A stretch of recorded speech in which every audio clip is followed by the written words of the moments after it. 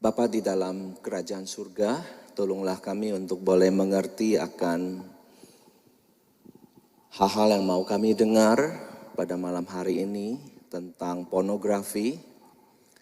Dan terlebih kami memohon belas kasihan Tuhan supaya kami boleh dijauhkan dari hal-hal yang berpotensi merusak akan diri kami, relasi suami istri, bahkan relasi orang tua anak, bahkan merusak masa depan kami. Tuhan, sungguh kami merindukan Tuhan Kau hadir bersama dengan kami, dan kiranya firman yang diberitakan sungguh boleh jatuh di tanah yang subur. Itulah hati kami dan boleh berbuah 100 kali lipat.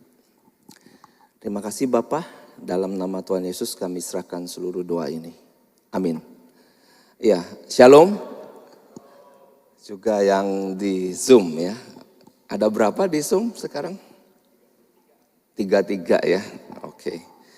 Jadi tema kita porn no ya. Suatu statement penolakan terhadap pornografi. Oke, kita akan melewati, saya memaparkan dulu bahan ya. Dan nanti ada video yang akan diputar, semoga di sana juga boleh siap. Dan setelah itu ada talk show dan tanya jawab. Ya, kita lihat di 1 Korintus 6, 18 sampai 20. Bapak Ibu boleh lihat di handphone, mungkin ada Alkitab ataupun di layar ya. Jauhkanlah dirimu dari percabulan. Setiap dosa lain yang dilakukan manusia terjadi di luar dirinya, tetapi orang yang melakukan percabulan berdosa terhadap dirinya sendiri. Atau tidak tahukah kamu bahwa tubuhmu adalah bait Roh Kudus yang diam di dalam kamu? Roh Kudus yang kamu peroleh dari Allah, dan bahwa kamu bukan milik kamu sendiri.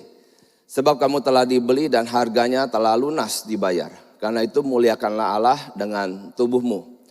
Jadi ada satu kata dalam bahasa Indonesia di situ percabulan ya.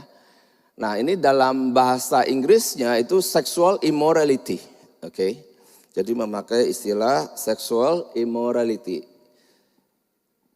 Dan di dalam buku daripada Jimmy Evans itu Marriage on the Rock ya. Itu telah mendaftarkan akan sexual immorality. Yang di situ ada ayat-ayatnya juga. Jikalau Bapak Ibu ingin mencatat, gampang ya, zaman sekarang tinggal memotret saja. Atau nanti bahan ini, slide ini juga bisa di-sharekan kepada setiap peserta pasutri.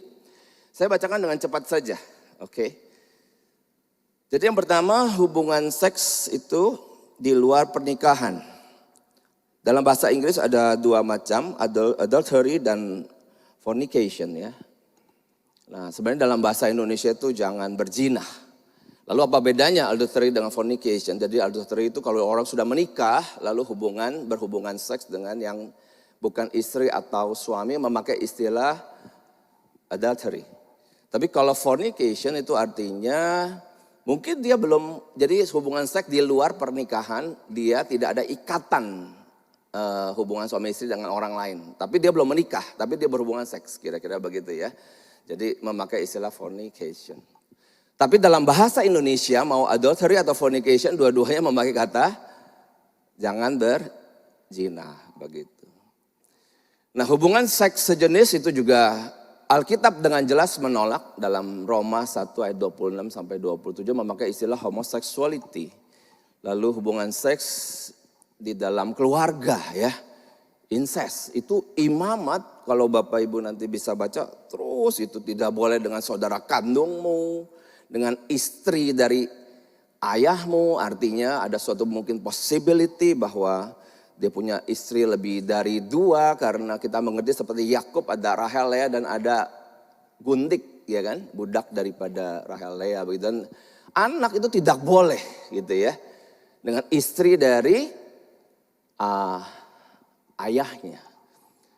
Nah, kemudian hubungan seks dengan yang di bawah umur, ya pedofil, di dalam Matius 18 itu juga ada suatu larangan yang keras, janganlah kamu menyesatkan ya satu daripada anak-anak ini. Kemudian dengan binatang, bestiality itu jelas juga di dalam Keluaran. Kalau Bapak Ibu baca ya, waduh, dilarang itu harus dihukum mati kalau sampai ada seperti itu.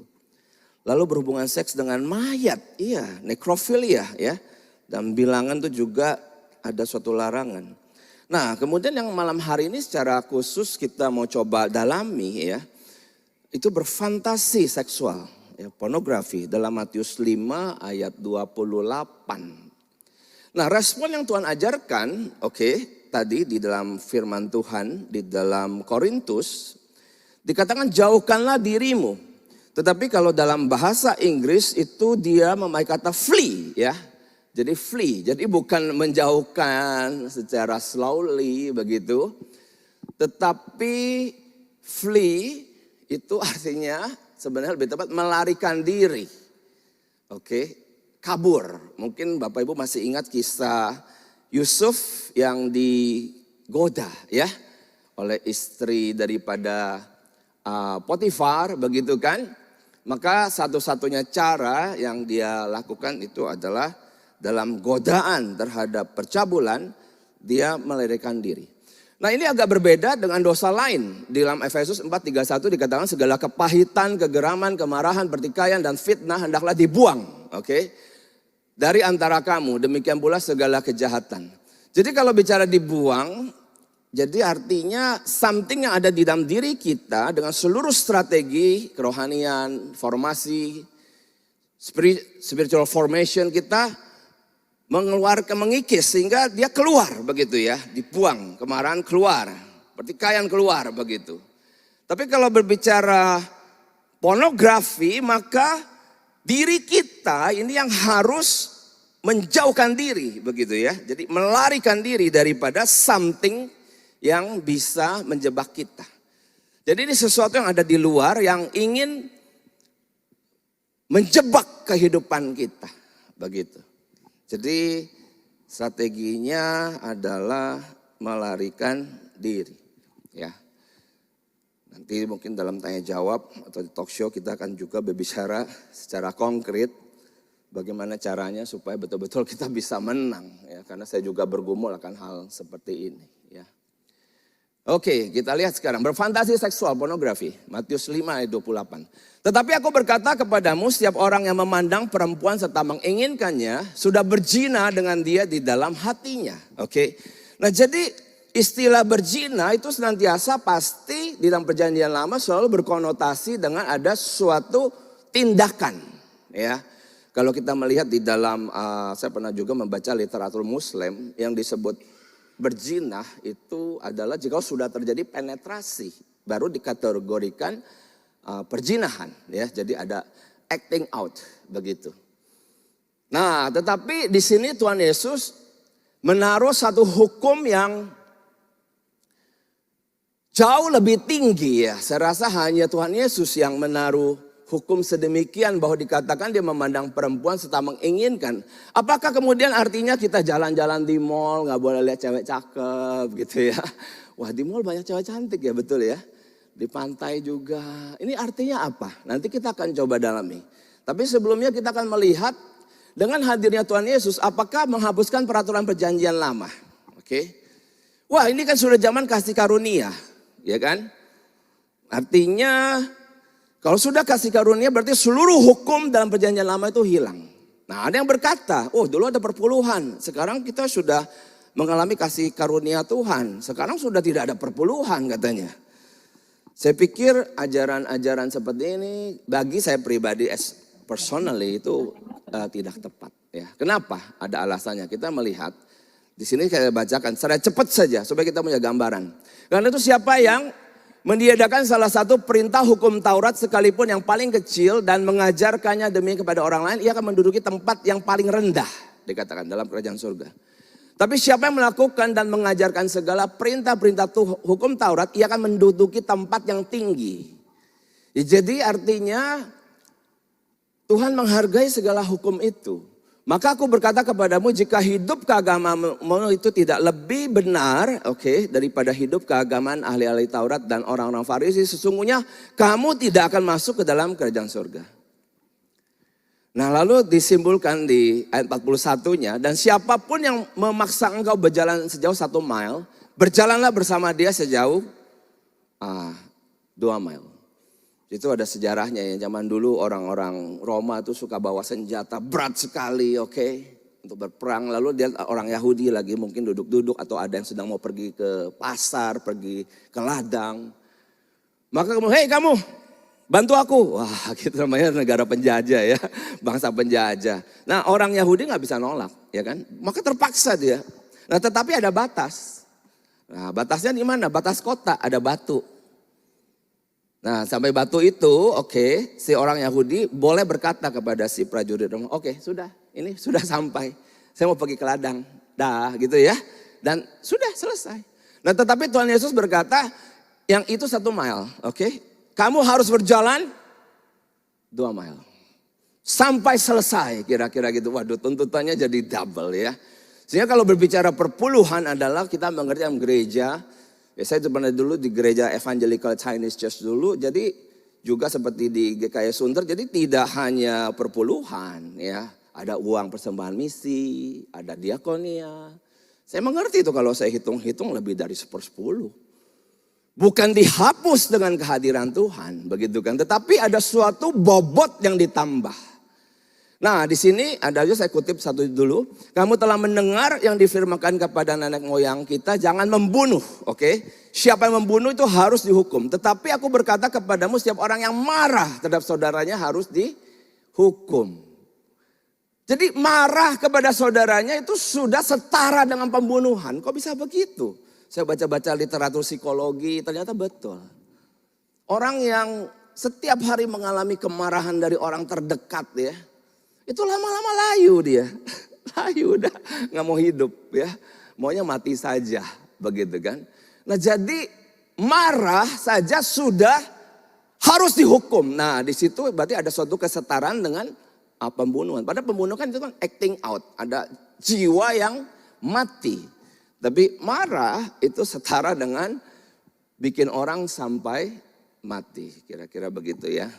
Jadi satu bobot yang ditambah. Nah, 1 mile jadi 2 mile bobotnya makin berat. Nah, tuntutan makin berat seharusnya menghadirkan kesadaran bahwa keselamatan tidak dapat diraih dengan melakukan hukum Taurat. Nggak mungkin. Karena bobotnya sudah dinaikkan oleh Tuhan. Kapan saya tidak marah? Ya kan? Suami istri, orang tua anak. Tapi di hadapan Tuhan sudah seperti pembunuhan. Kan begitu ya. Nah, jadi ini harus menghadirkan suatu kesadaran diri kita bahwa jikalau kita semua merindukan salvation, keselamatan, ya sudah tidak bisa dengan perbuatan lagi. Tetapi hanya melalui karya penebusan Tuhan Yesus yang kita harus senantiasa ingat, saya juga sampai hari ini, Yohanes 15 ayat 5b, sebab di luar aku kamu tidak dapat berbuat apa-apa. Maka seluruh hukum dan bobot yang ditambah tadi, hanya bisa terjadi jikalau seseorang betul-betul menerima karya penebusan Tuhan Yesus dan sepanjang sisa hidup, dia hidup abide, dia bergantung penuh kepada Tuhan. Baru dia bisa. Kalau tidak ada kebergantungan kepada Tuhan, semuanya fail. Kita tiap hari mungkin masih menghidupi dosa kemarahan. Kita juga masih menjadi orang yang sangat sukar memberikan perpuluhan ataupun lebih misalnya ya. Dan terlebih masalah pornografi yang kita mau coba dalami sekarang, kita lihat apa yang Tuhan Yesus maksudkan. Bahwa di situ dikatakan dalam bahasa Inggris NIV mungkin lebih jelas ya. Who looks at a woman lustfully has already committed adultery with her in his heart. Nah, jadi artinya ada kata di situ adalah committed adultery, perzinahan. Nah, kemudian memandang dan menginginkan dalam bahasa Indonesia. Tetapi kalau kita melihat kepada bahasa Inggrisnya, di situ ada kata lustfully itu yang kita mau coba dalami. Nah, jadi percabulan, sexual immorality dan perzinahan, adultery itu bertemu akhirnya di sebuah kata pornografi. Karena memandang. Nah, memandang ini di situ memang memakai kata wanita, tetapi wanita itu kan bisa akhirnya bisa berupa seperti saya tuliskan sini adalah bisa gambar, grafik, suatu bentukan gambar bisa berarti itu berupa 3D bisa ya, seperti patung begitu. Atau video, nah yang memperlihatkan tubuh manusia, atau hubungan seksual. Nah lalu kalau disebut sebagai lustfully artinya memandang, something graphic itu sampai terjadi lustfully itu terangsang. Nah, jadi Bapak Ibu sekarang bisa mulai mengerti bedanya ya. Jadi kalau saya melihat wanita di mall, dia cantik sekali, mungkin juga sangat menarik, ya lihat saja. Tetapi begitu mulai terjadi perangsangan, dan kita mengerti kalau di dalam diri laki-laki kalau sampai terjadi perangsangan itu, maka sama sih, baik perempuan dan pria, maka terjadi lubrikasi ya. Ada cairan yang untuk memudahkan jikalau harus terjadi hubungan seksual.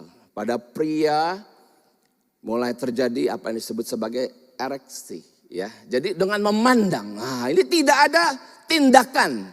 Sama sekali tidak ada tindakan hubungan seks, tetapi hanya melalui grafik.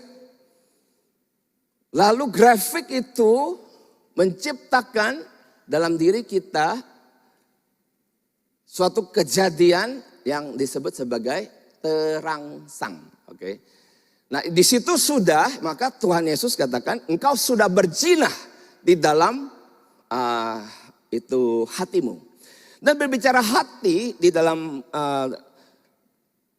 budaya Ibrani ya, hati itu tahta manusia ya. Jadi hati itu bukan bagian kecil dari manusia. Suatu hal yang memang dia tersembunyi ya. Sepertinya itu ada di mana ya hati itu ya.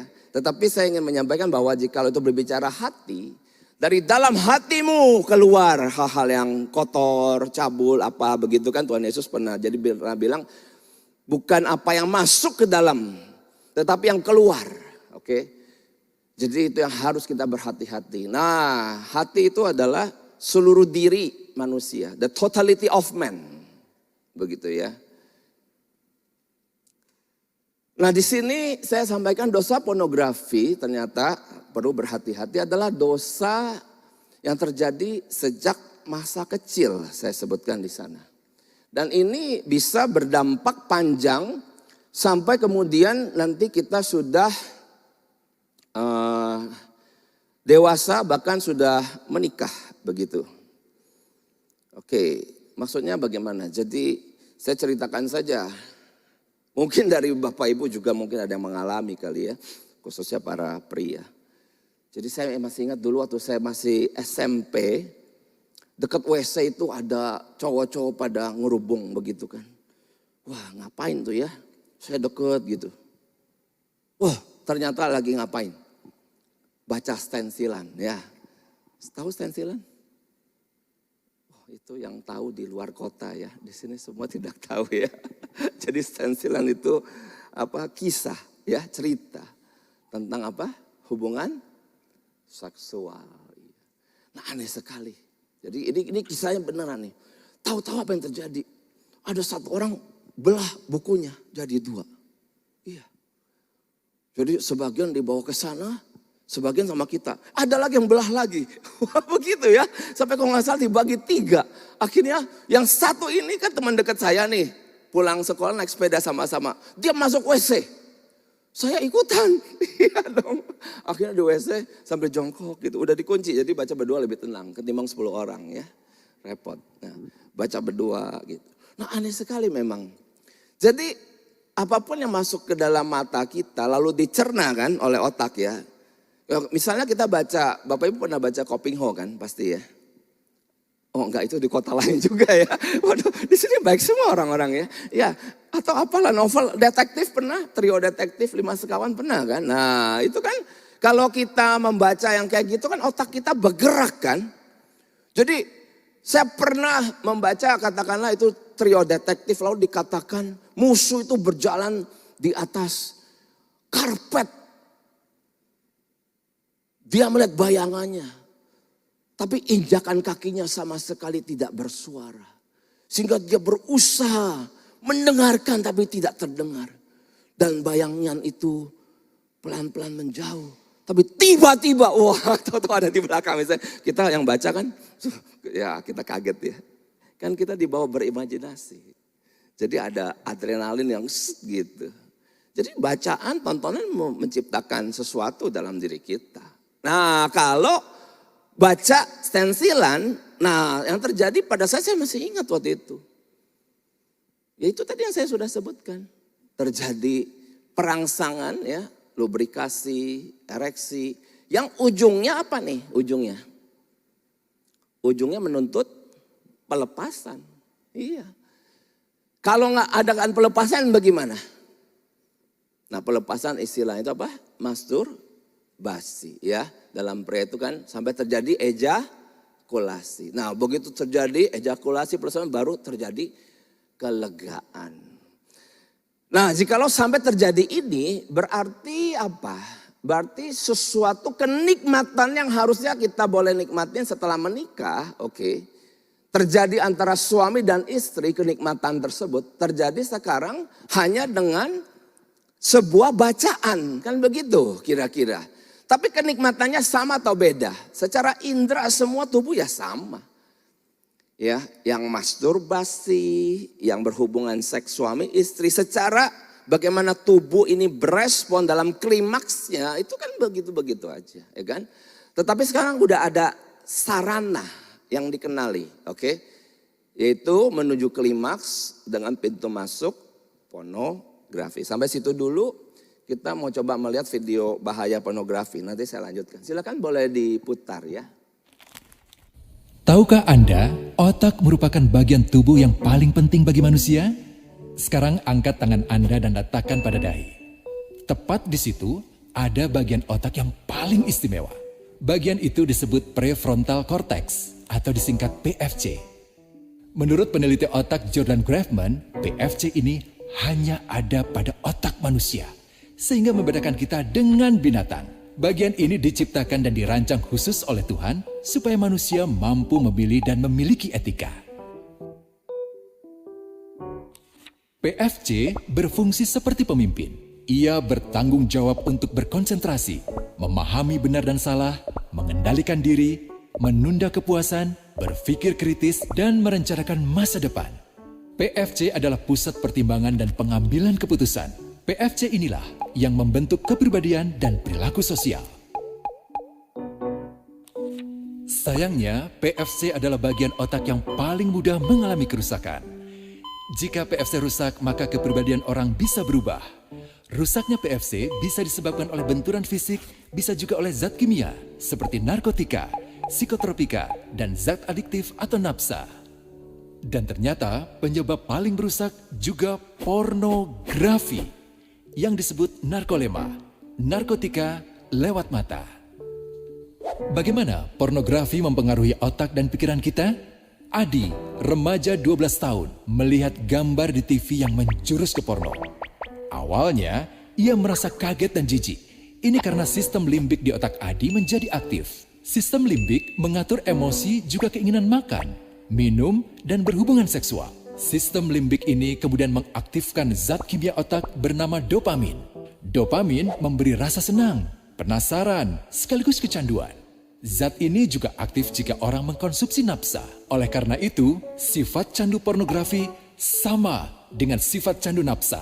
Otak akan mengingat apa yang membuat Adi senang dan bagaimana ia memperolehnya. Jika Adi mendapatkan pembinaan akhlak, etika yang baik, dan patuh pada norma sosial, dorongan melihat pornografi meskipun menyenangkan akan ia abaikan.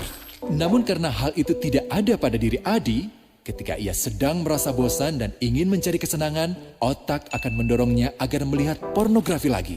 Namun lama-lama, Adi bosan melihat jenis gambar yang sama. dan butuh yang lebih porno untuk memicu rasa senang. Sekarang, dengan internet, pornografi menjadi jauh lebih mudah didapat.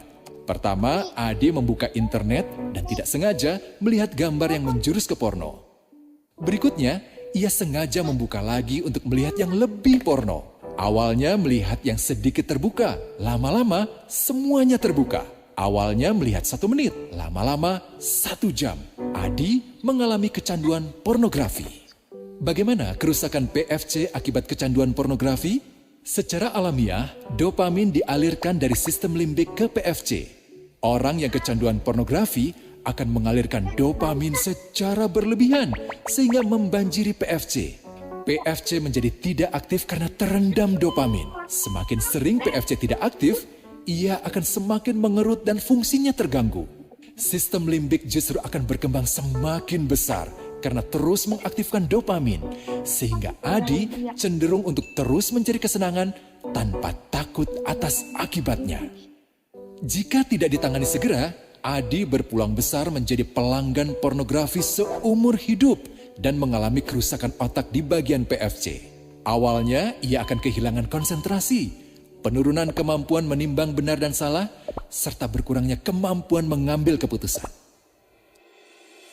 Lama-lama, besar kemungkinan ia akan melakukan masturbasi, oral seks, hubungan seksual suka sama suka, dan mudah berganti-ganti pasangan seksual. Pernikahan dianggap tidak penting, pasangan dianggap hanya sebagai objek seksual semata, cenderung merendahkan derajat dan kehormatan lawan jenis. Selera hubungan seksualnya pun tidak sehat dan seenaknya, kasar sampai tega memperkosa. Manusia jadi tidak ada bedanya dengan binatang. Inilah dampak yang terjadi akibat kerusakan PFC. Ahli bedah otak Donald Hilton Jr. mengatakan, jika difoto menggunakan alat magnetic resonance imaging, otak yang rusak akibat pornografi memperlihatkan hasil yang sama dengan otak yang rusak karena kecelakaan. Ia juga mengatakan, berbeda dengan dampak nafsa yang merusak otak di 3 bagian, pecandu pornografi yang sudah melakukan hubungan seks dengan anak-anak mengalami kerusakan otak di 5 bagian. Terbukti, pornografi pada anak lebih bersifat merusak karena PFC belum matang dengan sempurna. Tapi untungnya, otak anak yang belum sempurna ini masih mudah dibentuk. Pengaruh pornografi bisa lebih mudah dihilangkan asal ada usaha untuk memulihkan dengan sabar, terutama oleh ayah ibu, keluarga, dan orang terdekat. Pelajari bagaimana mencegah dan menangani anak yang terkena pornografi. Mari lindungi generasi kita dari bencana pornografi dan kejahatan seksual. Ya, jadi rasanya video tersebut lebih baik ya di dalam menolong kita mengerti. Hanya dalam integrasinya dengan firman yang tadi telah kita baca, bahwa bobot yang ditambahkan oleh Tuhan Yesus itu ya, memandangkan, hanya melihat, lalu memandang dengan lustfully, menginginkannya, itu sudah dikategorikan terhadap perzinahan. Ya, kita mengerti Tuhan mengasihi kita, amin. Sehingga menaruh border ya, yang lebih tinggi supaya kita tidak terjebak di dalamnya. Nah, kita lanjutkan penjelasannya ya. Ini adalah surat Roma dari Rasul Paulus. Nanti kalau Bapak Ibu ada waktu di rumah boleh baca yang bagian sebelumnya ya. Bahwa Rasul Paulus itu bergumul tentang adanya hukum lain di dalam dirinya. Dan dia sangat bergumul adanya hukum lain itu. Nah, saya bacakan saja dari 21 dan seterusnya ya. Demikianlah aku dapati hukum ini.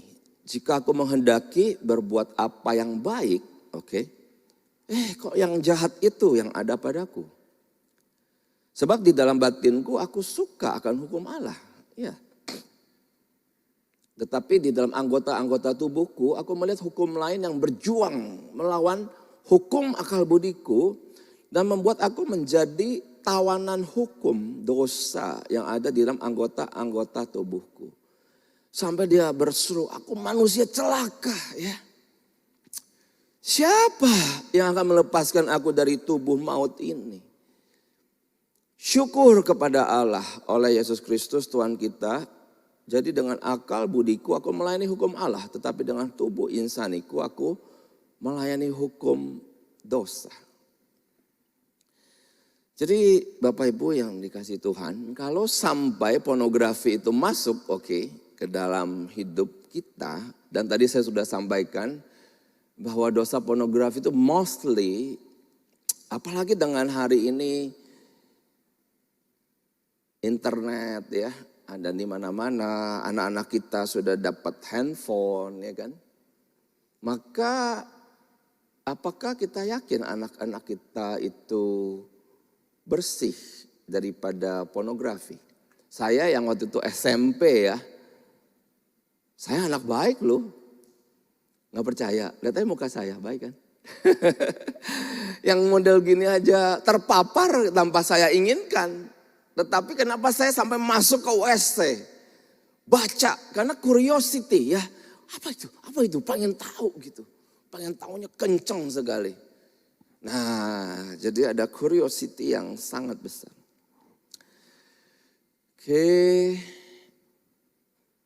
Nah, di sini saya akan coba membagi ya. Jadi saya sebut di sini pornografi adalah precipitating factor, faktor pencetus.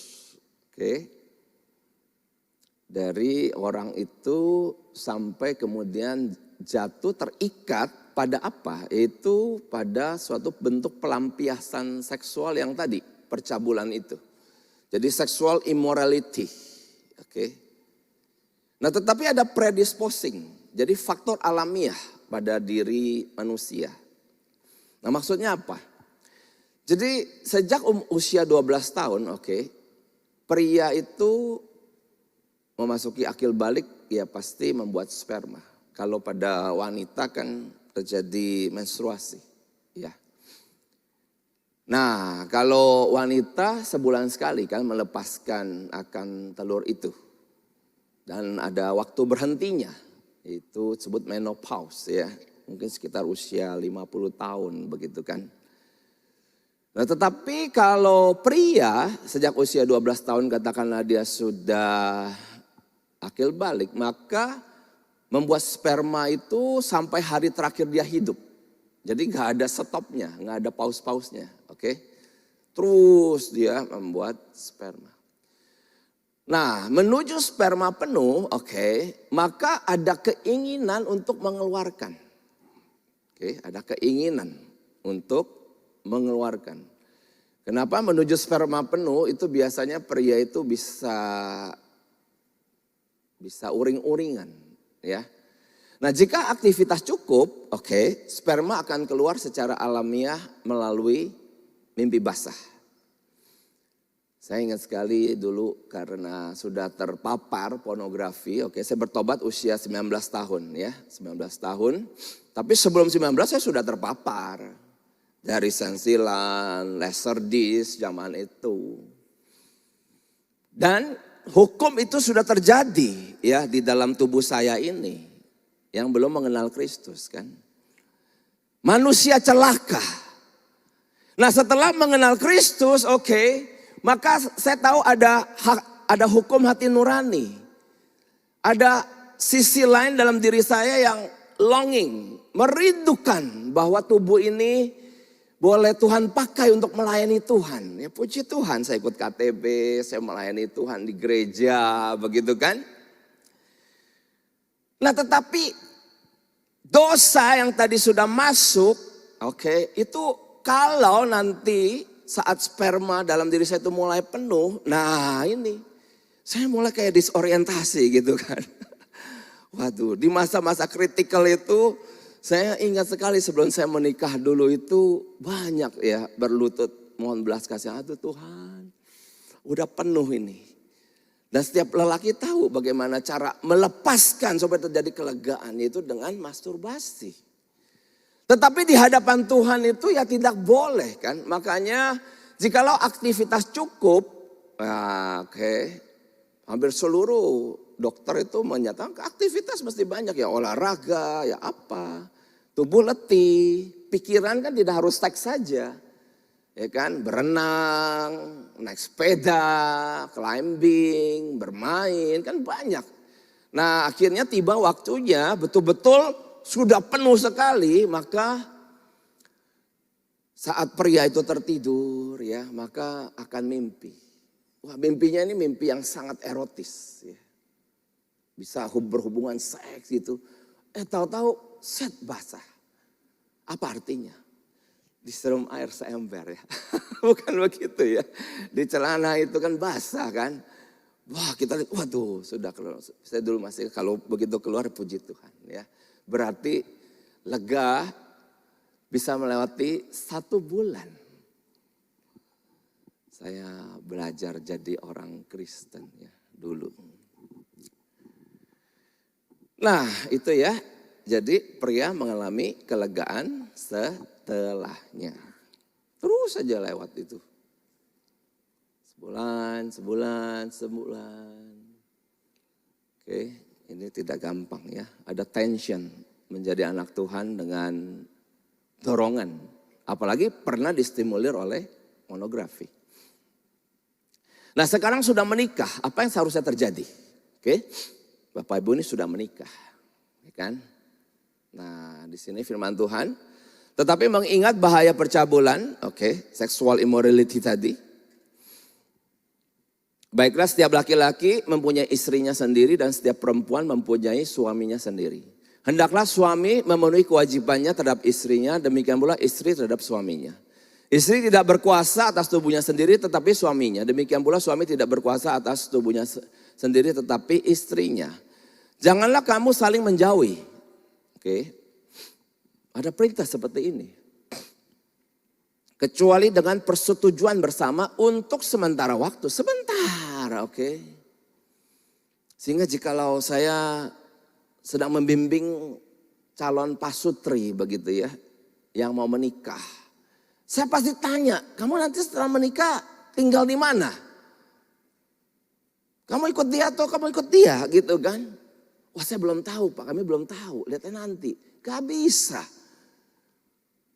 Beberapa waktu yang lalu ada seorang karena pandemi, akhirnya dia harus pindah kota, sang suami. Saya udah bilang di kelas itu ya, kelas longer merit.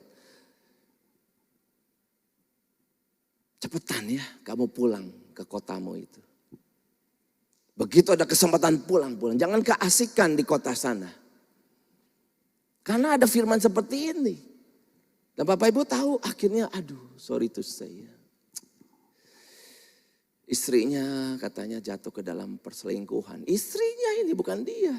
Dia cerita saya berusaha Kokuifa untuk kudus di hadapan Tuhan. Bukan saya tidak bisa dia bilang. Wah sampai menangis. Istrinya malah tidak kuat. Nah firman Tuhan sudah katakan janganlah kamu saling menjauhi. Kecuali dengan persetujuan bersama untuk sementara waktu. Supaya kamu mendapat kesempatan untuk berdoa. Begitu kan. Nah sesudah itu hendaklah kamu kembali hidup bersama-sama. Supaya iblis jangan menggodai kamu. Karena kamu tidak tahan bertarak. Bertarak itu memang kita ini makhluk seksual. Kita tidak akan tahan. Ya. Wah saya bisa tidak hubungan seks misalnya setahun. Nonsense ya, omong kosong begitu kan. Karena kita ini makhluk seksual. Kita dicipta oleh Tuhan, kita ini sexual being. Ada spiritual being, artinya kita makhluk rohani senang bersekutu dengan Tuhan. Ada social being, artinya kita suka bersosialisasi. Hanya orang sakit yang senang menyendiri.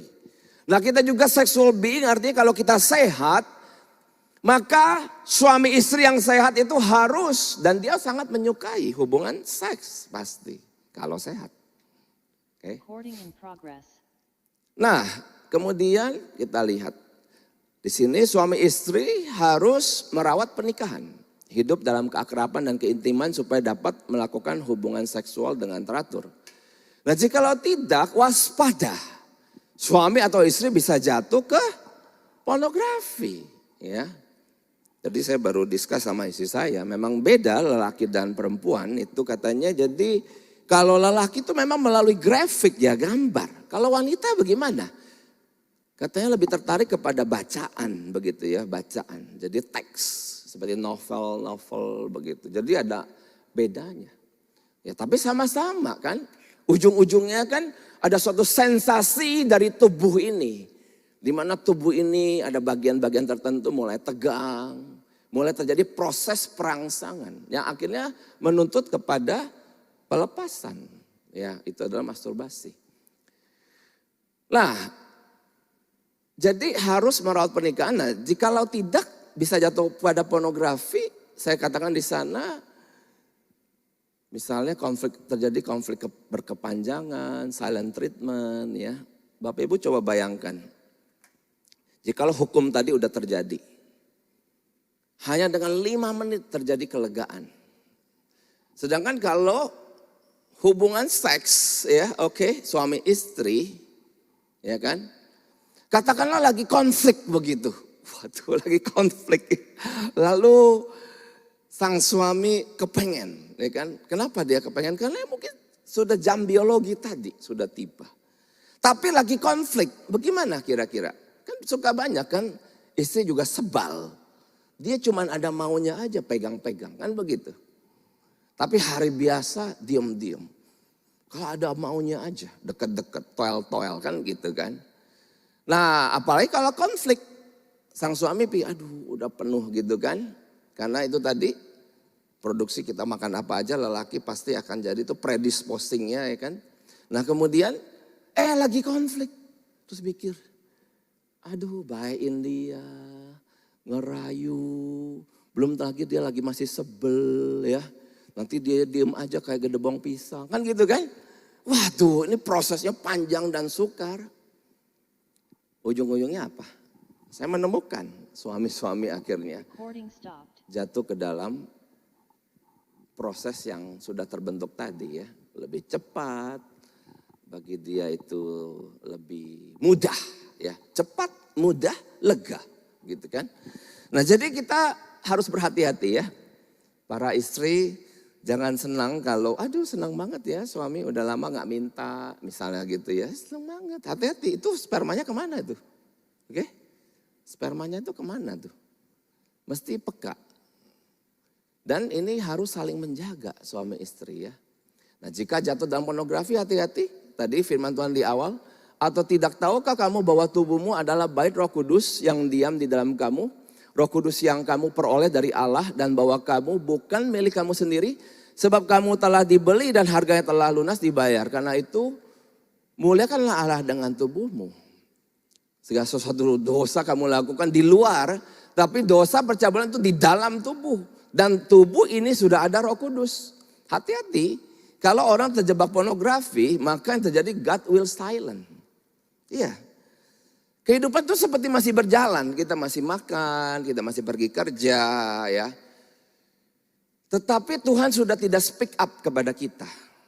There is no vision, wisdom, dan direction. Lelaki itu sudah disorientasi. Dia tetap kerja, tapi sorry to say, tidak ada prestasi. Oke. Pergi ke gereja juga dengar khotbah, ya dia dengar, tapi tidak ada kegairahan. Tidak ada kehausan.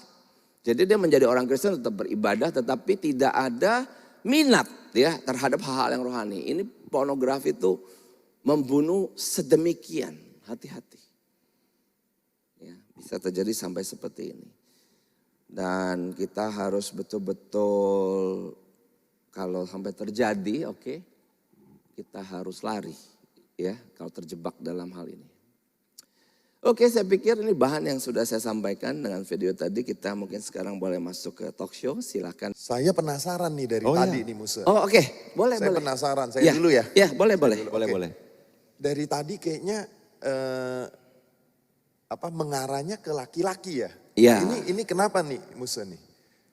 Iya. Sepertinya kan laki-laki begini, laki-laki begini. Emangnya cewek gak bisa terjebak pornografi gitu ya? Ya penasaran aja, kenapa? Saya menuntut keadilan. Gitu. Ya gimana Musa? Iya, karena memang yang mudah terangsang secara visual, memang itu pria melalui mata kan. Melihat grafik, sexuality, ketelanjangan ya. Pria mudah sekali. Sedangkan kalau wanita sebenarnya bukan kepada visual, lebih kepada kedekatan, intimasi. Jadi proses wanita terangsang seksual bukan melalui dia melihat, tetapi melalui apa yang dia dengar, ya, melalui sentuhan. Jadi ada proses, baru dia terangsang dan kemudian siap untuk melakukan hubungan seksual. Tapi kalau pria lebih ke arah tidak butuh itu semua, nggak perlu dengar, nggak perlu disentuh-sentuh, lihat aja. Sorry itu saya, kita udah dewasa semua sih, kita langsung terangsang, langsung ereksi kan begitu. Berarti jadi kita pasutri ini harus ekstra perhatian ke anak laki-laki kita ya. Ada tips nggak khusus nih Muse, gimana cara kita mencegah hal ini terjadi ke anak-anak, khususnya perhatian ke anak laki-laki kita. Gitu. Iya. Jadi begini, anak laki, tadi kan pornografi itu kita lihat secara visio ya, jadi penglihatan. Tapi kan tadi saya sudah sampaikan, wanita juga hati-hati. Apakah dia terjebak novel-novel yang sangat romantis gitu. Itu juga hati-hati. Kita lihat bacaan anak kita yang gadis. Karena sekarang juga banyak kan, bacaan-bacaan yang sangat romantis gitu loh. Jadi kalau laki yang frontal langsung kan, ketelanjangan gitu kan, hubungan seks. Tapi kalau wanita kan lebih kepada story gitu. Jadi novel-novelnya nih yang kita perhatikan kalau anak gadis gitu. Nah sekarang kalau kita berbicara tentang bagaimana supaya anak kita tidak terjebak, jadi kita malah keluar kepada unsur yang lain. Ya unsur yang harus ada dalam setiap keluarga Kristen yaitu yang pertama adalah tentang kalau kita bicara dia dibebaskan ya, maka anak kita kan harus menerima Kristus, itu dulu. Ini penting. Nah, bagaimana anak itu menerima Kristus? Ini menjadi pergumulan saya pribadi juga dengan 3 anak saya. Saya punya 3 anak, sekarang yang pertama udah 22, lalu yang kedua itu cowok ya, yang kedua tuh cewek 18 sekarang. Jadi Jostein, Joylin, yang ketiga ini Josen 17. Jadi kita harus menyadari bahwa Kristuslah sandaran, bagi anak kita untuk berperang melawan seluruh musuh gitu. Musuh itu apa ya? Pornografi, adiksi, teman yang jahat kan gitu ini. Jadi kita kategorikan di situ dulu. Nah, kita harus terus bertanya kepada Tuhan kan, apakah anak kita ini sudah menerima Kristus atau belum? Begitu. Nah, tahunya dari mana sekarang? Anak kita ini sudah menerima Kristus atau belum? Jadi ada 1, 2, 3 tanda. Ya. Jadi tanda yang sejati adalah kita memang harus melihat anak kita itu membaca firman Tuhan secara personal. Ada dorongan dari dalam dia sendiri. Jadi bukan membaca firman Tuhan di gereja pasti membaca. Itu komunal. Karena orang tuanya Kristen, dia ke gereja, kan di gereja pasti baca firman. Itu pasti. Karena dia sekolah Kristen, setiap hari di sekolah Kristen, tiap hari ada membaca Alkitab. Itu pasti. Bukan itu. Karena kalau ada agama lain dicemplungin ke situ kan melakukan tingkah laku yang sama. Betul kan? Iya kan? Nah tetapi yang kita rindukan adalah anak kita memiliki dorongan dari dalam hati untuk mencari Tuhan. Di mana Tuhan itu representasinya adalah kitab suci, firman Tuhan. Nah ini sebuah kesadaran dari saya sebagai hamba Tuhan. Maka kemudian saya melihat anak-anak saya, kok pada gak baca Alkitab ya gitu. Walaupun keluarga Kristen, mereka jaga aktif pelayanan.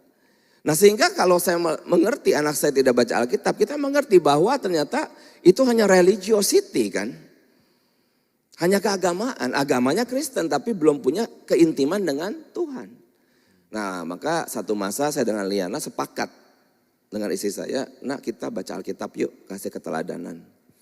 Kita baca satu keluarga mulai membaca Alkitab.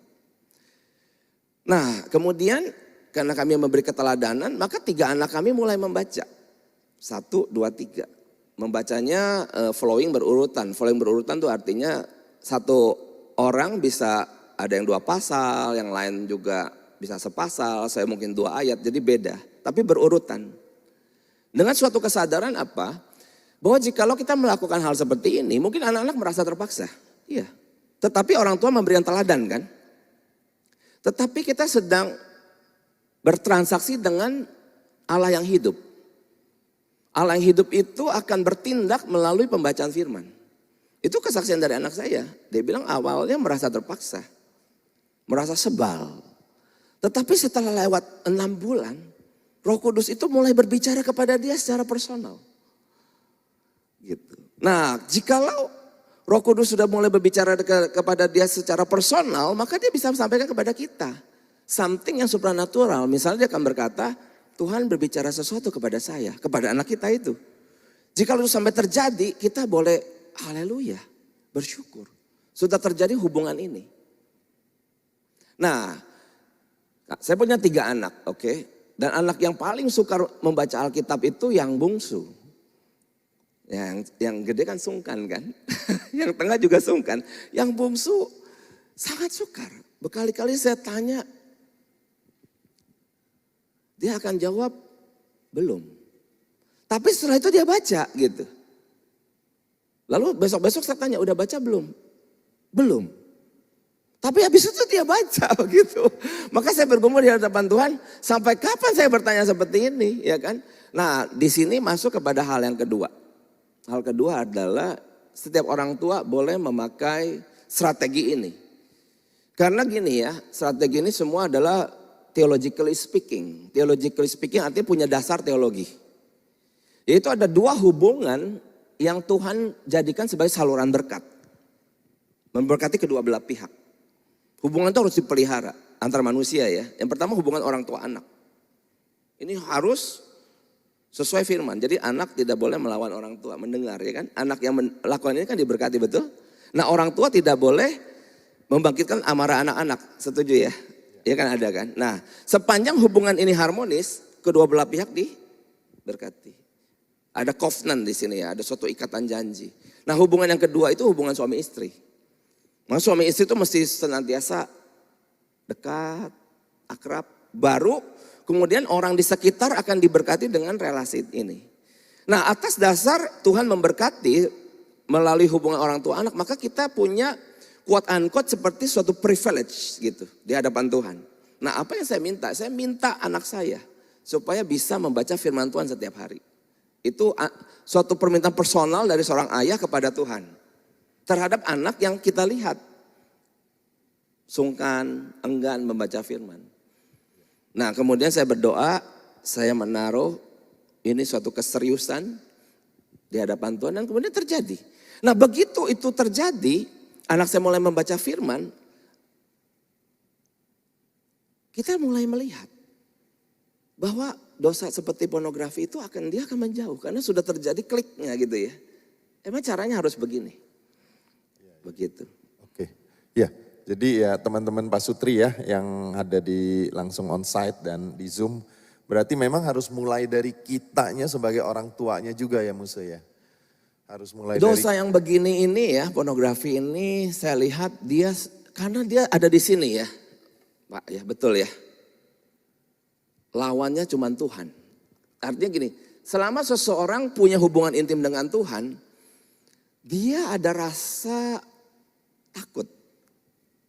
Tapi kalau hubungan dengan Tuhan itu hanya religiosity tadi, ke gereja, ibadah pulang gitu. Sorry to say ya, di gereja juga nggak fokus lagi dengar firman misalnya kan.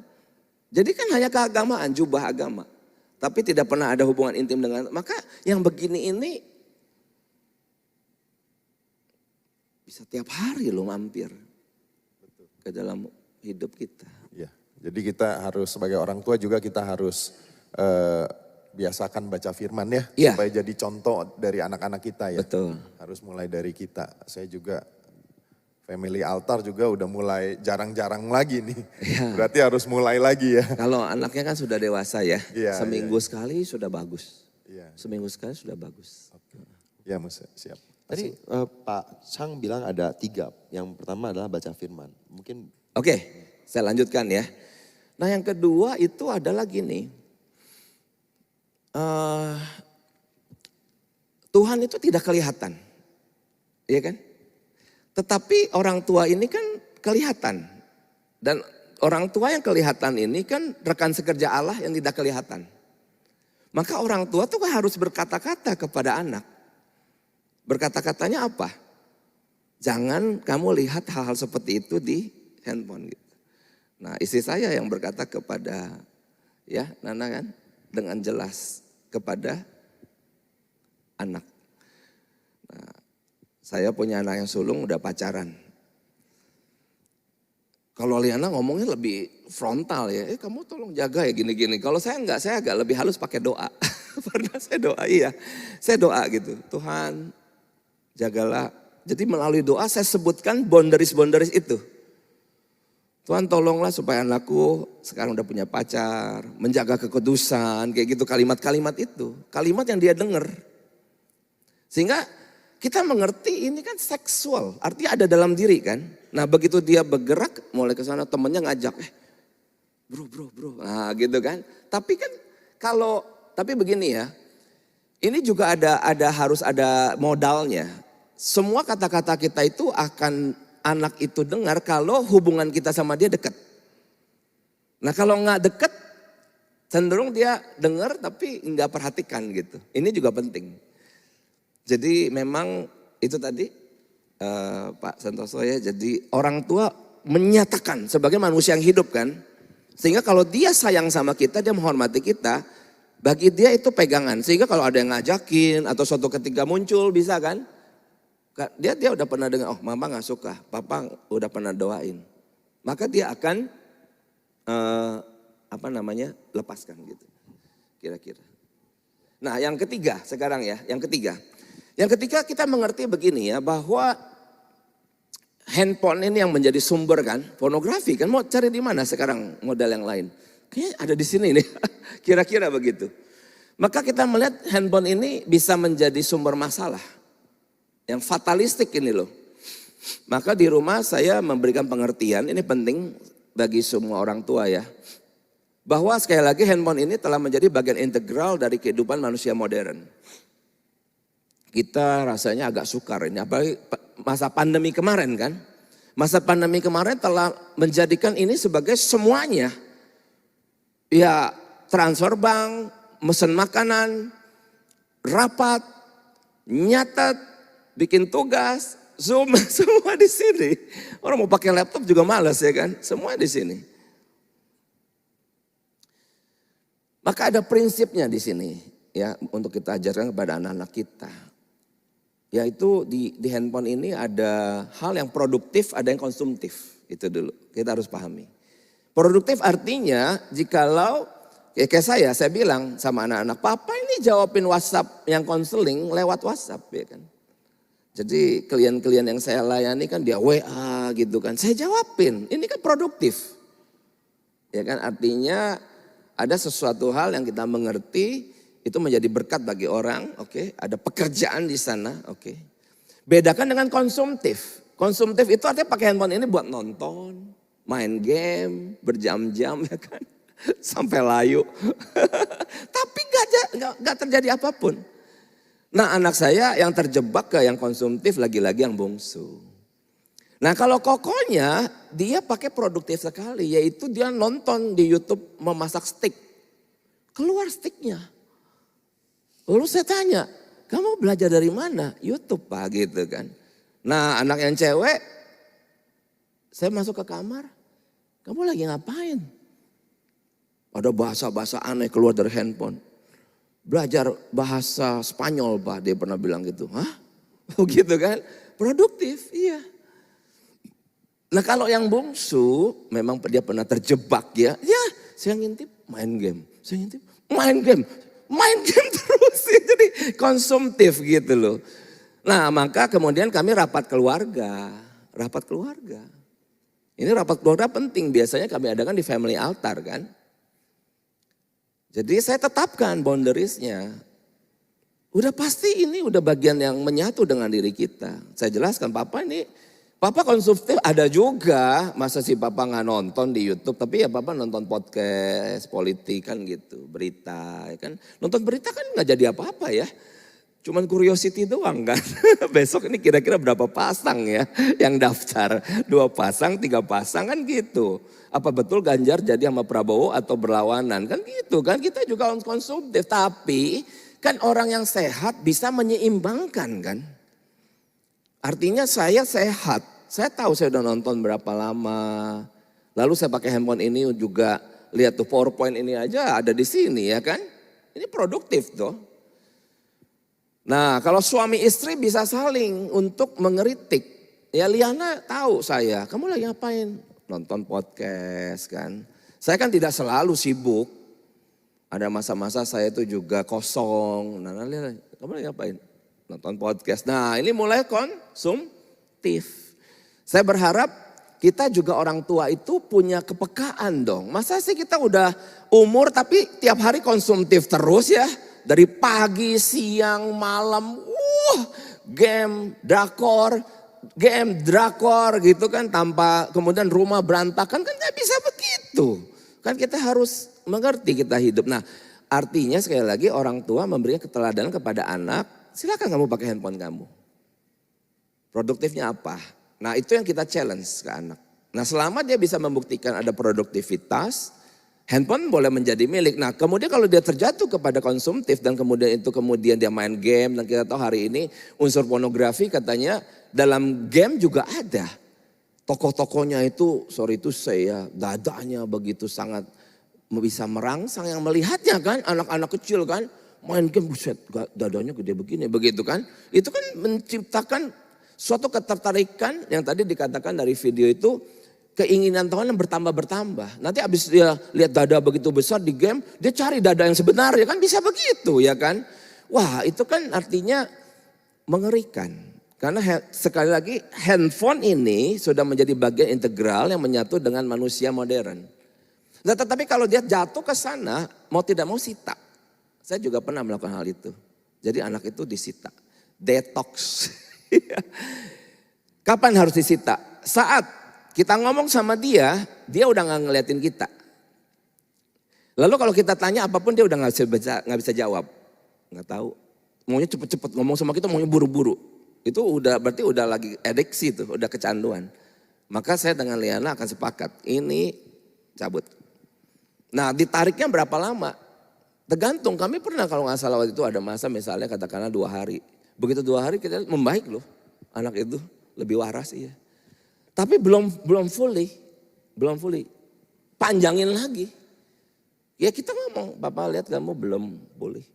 Sorry ya, ini gak kasih dulu gitu, dipanjangin lagi. Jadi memang orang tua ini mesti hadir dalam kehidupan anak-anak, kira-kira gitu. Kalau untuk situasi anak yang udah terpapar oleh pornografi dari teman-temannya Pak gitu ya. Ada nggak kiat-kiat untuk membentengi? Iya, jadi kalau betul begitu ya, saya pikir ada, kalau betul kita sudah mengerti dia terikat sesuatu, sebenarnya dalam spiritual formation itu saya ajarkan juga di kelas Stronger Merit.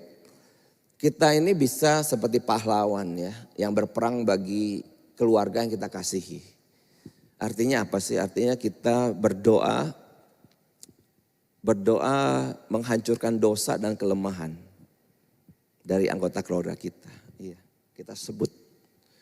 Aku menghancurkan dosa, kita sebut tuh pornografi dari anakku dalam nama Tuhan Yesus. Jadi posisinya fight gitu. Jadi seal it in the name of Jesus. Ya setan-setan aja lari. Kalau kita menyebut nama Tuhan Yesus kan, dosa juga.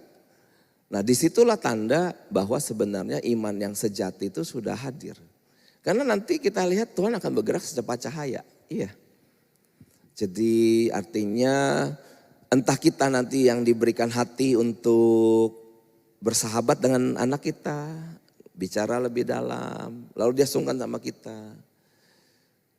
Atau ada orang-orang yang punya pornografi itu merasa sungkan dengan anak kita. Iya, anak saya yang sulung dulu diajakin ngerokok. Iya kan, yang sulung itu. Tapi lama-lama jadi sungkan. Bahkan pergi ke satu tempat mereka bilang, kalau ada Josten jangan ngerokok gitu. Jadi sungkan sama anak kita gitu. Iya. Kalau enggak, kalau mau ngajak Josten kita semua jangan ngerokok. Kalau sampai kita ngerokok, Josten gak mau ikut. Udah kita jangan ngerokok. Atau lu kalau mau ngerokok, lu ngerokok di luar sana. Karena gue mau Josten ikut gitu, misalnya kayak gitu. Jadi mereka saling ini bersepakat. Kalau Josten mau gabung, kitanya yang ini harus out. Dan jangan nawarin dia. Kira-kira gitu. Jadi ada wilayah-wilayah yang hal seperti itu saya pikir harus terjadi ya, harus terjadi kepada anak-anak kita. Karena anak-anak kita kan anak-anak Allah. Anak-anak Allah yang Tuhan dengan sarananya, dengan sayapnya, dengan malaikatnya itu seharusnya dia hadir.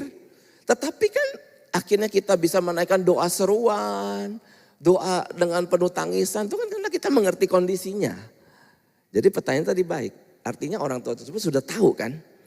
Sudah tahu tapi kemudian masuk posisi fight, posisi battle begitu. Dalam doa, dalam mengajarkan anak kita membaca firman. Nah sangat penting adalah bertanya kepada anak. Anakku, kapan kamu terakhir kali bercakap-cakap dengan Tuhan? Itu penting. Jadi bukan bertanya kapan terakhir kali kamu berdoa, bukan. Kalau berdoa baru tadi Pak, doa makan gitu kan. Doa makan itu sekali lagi religiosity. Tapi kapan terakhir kali kamu bercakap-cakap dengan Tuhan? Apa sih yang dia sampaikan kepada kamu? Itu harus kita tanyakan. Ya orang tua, halo yang di Zoom, tanyakan ya kepada anak-anak. Kapan, hai anakku, kamu terakhir kali bercakap-cakap dengan Tuhan dan tentang apa? Dan apa kata Tuhan kepada kamu?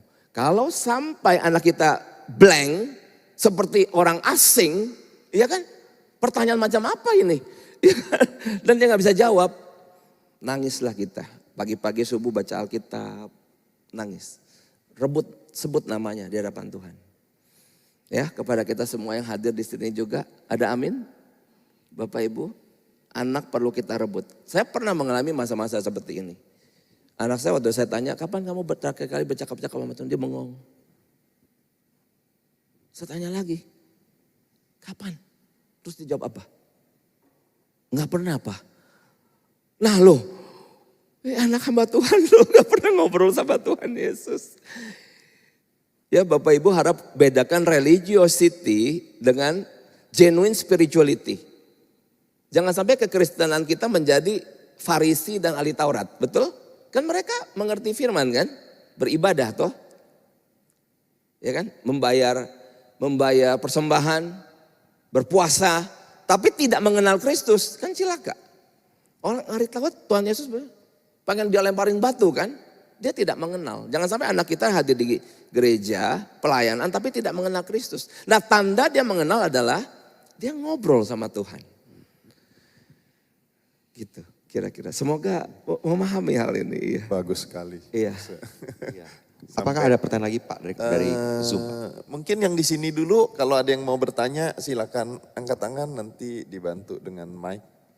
Ada? Oh ada dari Pak Arif. Ya, Pak Arif ada pertanyaan apa? Silakan mungkin bisa dibantu mic-nya. Ya, silakan Pak.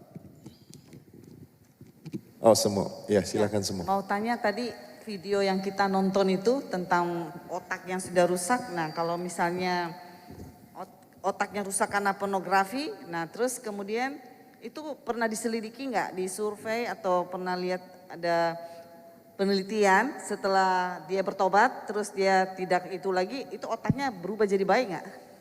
Ya jadi itu kan sebenarnya sudah melalui riset ya. Saya juga kemarin sudah sempat nonton, jadi saya coba simpulkan aja ya Bu Fonja apa yang saya lihat daripada penyelidikan itu. Jadi di YouTube cukup banyak sih tentang hal itu. Jadi artinya kalau terus terpapar oleh pornografi, jadi gini, itu kan orang yang senang ya, excitement gitu kan, tadi katakan akan ada dopamin. Dopamin yang keluar kan sebagai tanda sukacita. Ya jadi kan gini, kita naik gaji. Wow itu pasti senang kan.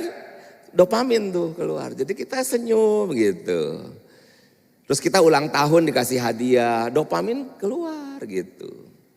Nah kemudian juga kayak misalnya perusahaan-perusahaan memberikan janji masa depan ya kan. Kalau kamu mendapatkan ini nanti bonusnya ini gitu loh. Nah untuk pengejaran itu kita kemudian bekerja dengan tekun, nah dopamin itu mengiringi itu. Ya jadi rasanya target ada berat tapi seneng gitu kan. Karena kan ada janji. Coba berat-berat gak ada janjinya. Mau ngapain gua ini kerja ya. Capek kan. Nah jadi dopamin. Nah, kemudian dalam hubungan seks suami istri. Kalau itu terjadi hubungan seks itu kan dopamin juga keluar. Jadi seneng. Rasa seneng gitu. Nah cuman kalau kemudian itu dia keluar terus menerus karena pornografi tadi kan keluar. Maka dikatakan itu kan membanjiri ya. Katanya di dalam prefrontal cortex itu dibanjiri terus menerus. Karena ada orang kalau sudah kecanduan dia bisa seharian kan. Berarti terus menerus otak ini keluarin dopamin dan dikatakan itu tenggelam, menciut, mengecil gitu. Makanya saya pernah waktu itu membaca juga anak itu ya, bahkan orang dewasa, dia sebenarnya ada berapa jam lah, katakanlah misalnya 1 jam boleh dia main game. Nah tapi kalau lebih daripada itu nanti jadi kecanduan, kenapa? Karena kalau tidak main game terjadi kegelisahan, gelisah gitu. Kayak orang gimana gitu kan. Jadi akhirnya supaya tidak gelisah, dopamin kan harus dikeluarkan. Supaya jadi tenang. Nah itu artinya udah mulai ke kecanduan. Maka supaya itu tidak nyampe, itu harus di-cut, di-stop. Begitu.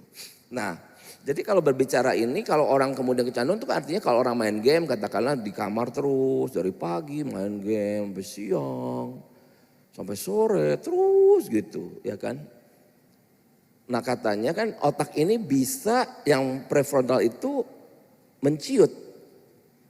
Nah kalau dia menciut, nanti yang tadi itu beberapa pertimbangannya menghilang. Akhirnya orang itu sama jadi kayak binatang. Makanya itu kan orang-orang pemerkosa, kriminal ya. Itu kan karena udah mengecil ya, karena akibat pornografi kan. Sehingga dia tidak lagi takut kepada akibat gitu. Ada resiko nih, pemerkosa akan dihukum, udah tidak. Karena pertimbangannya udah mati kan, karena dia mengecil gitu. Nah di sisi yang lain, kalau kemudian pornografi itu berhasil dihentikan, lalu pengajaran firman Tuhan mulai masuk, katanya menurut riset, dia akan mengembang kembali ke arah normal. Menurut riset, ini sesuatu di dalam, nggak kelihatan, jadi saya juga tidak tahu ya. Cuman dia ada ukuran yang normalnya. Dan quote unquote seolah-olah kita harus menjaga ukuran normalnya itulah kira-kira. Begitu Bu, apakah cukup menjawab ya? Kira-kira begitu. Masih ada harapan Bu. Pak Arief ada pertanyaan Pak? Iya, saya mau tanya. Jadi saya udah nangkep yang pertama kalau untuk anak kita berarti yang penting adalah kita perkenalkan, kita doakan supaya dia memiliki hubungan pribadi dengan Tuhan. Ya. Gitu ya Pak, benar ya. Saya mau tanya adalah bagaimana sikap kita gitu terhadap keterbukaan yang ada di mana-mana gitu. Misalnya di kolam renang banyak yang pakai bikini atau di iklan-iklan atau bahkan di mall kan iklan juga kadang suka terbuka-terbuka gitu. Iya. Apa yang kita katakan kepada anak kita gitu, jangan lihat atau kamu lihat tapi jangan terangsang atau apa gitu loh. Kalau terbukaan yang ada di mana-mana gitu. Iya, jadi kan kalau kita ke pantai ya pasti ketemu wanita berbikini. Ya kalau kita ke Bali malah saya pernah lihat wanita telanjang dada ya kan.